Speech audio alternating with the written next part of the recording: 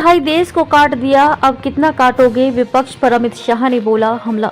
गृह मंत्री अमित शाह ने प्रधानमंत्री नरेंद्र मोदी के 10 साल के कार्यकाल को विकसित भारत की नींव रखने वाला बताया है। Indian Renaissance the Modi decade पुस्तक का विमोचन करते हुए शाह ने कहा कि प्रधानमंत्री मोदी ने देश को नीतिगत पंगुता से निकालकर दुनिया में सबसे तेज गति से विकास करने वाले अर्थव्यवस्था बनाने के साथ ही विकसित भारत का पूरा रोडमैप भी तैयार कर लिया है। पुस्तक में संग्रहित कोई लेख पुस्तक में देश के कई गणमान्य व्यक्तियों के लेख संग्रहित हैं।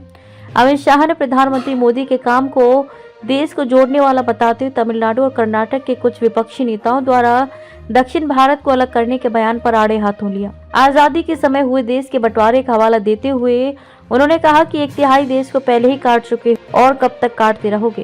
काशी तमिल संगमम का जिक्र उन्होंने कहा कि एक और जहां विपक्षी नेता दक्षिण भारत को अलग करने की बात कर रहे हैं, वहीं प्रधानमंत्री मोदी काशी तमिल संगमम के माध्यम से देश की एकता को मजबूत करने का काम कर रहे हैं। अमित शाह ने पिछले 10 वर्षों में प्रधानमंत्री मोदी द्वारा देश के सभी क्षेत्रों में किए गए बदलावों और लोगों के जीवन में लाए गए सकारात्मक परिवर्तन का हवाला देते हुए कहा कि आने वाले समय में इसे स्वर्णिम अक्षरों में लिखा जाएगा।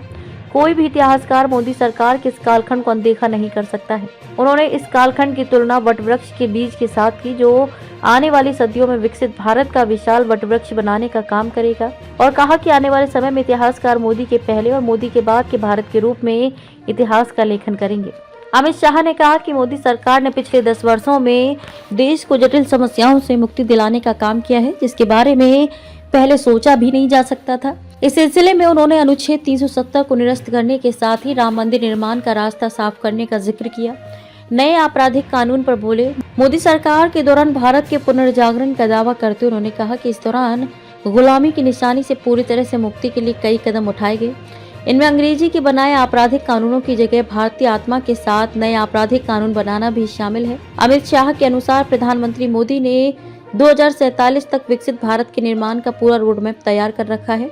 इसमें 2027 में 5 ट्रिलियन की अर्थव्यवस्था बनाने, 2036 में ओलंपिक खेलों के आयोजन से लेकर 2040 में मानव युक्त यान चंद्रमा पर भेजने जैसे कई लक्ष्य रखे गए हैं।